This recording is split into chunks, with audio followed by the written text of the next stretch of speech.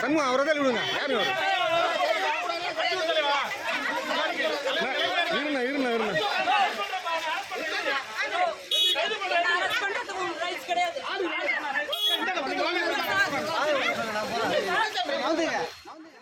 தன் தந்தையை தாக்கியவர்கள் மீது நடவடிக்கை கோரி ராணுவ வீரர் தர்ணாவில் ஈடுபட்ட பரபரப்பு காட்சிகளே இவை.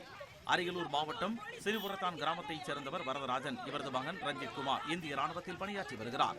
ராணுவ வீரரின் தந்தையான வரதராஜன் தனது வீட்டை சுற்றி அளந்து சுவர் அமைக்க முயற்சித்தார்.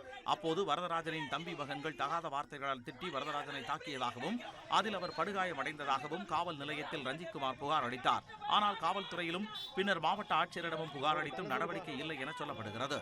இந்நிலையில் ரஞ்சித் குமார் ராணுவ உடையுடன் அரியலூர் மாவட்ட ஆட்சியர் அலுவலக நுழைவாயில் முன்பு அமர்ந்து தர்ணாவில் ஈடுபட்டார். 2 மாசம் ஆச்சு நான் கொடுத்த கம்ப்ளைண்ட். இதுவரையும் எந்த ஆக்ஷனும் எடுக்கல.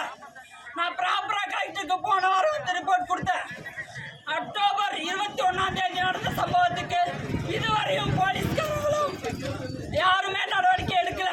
இச்சம்பவம் பரபரப்பை ஏற்படுத்திய நிலையில் அவருடன் காவல்துறையினர் பேச்சுவார்த்தை நடத்தினர்.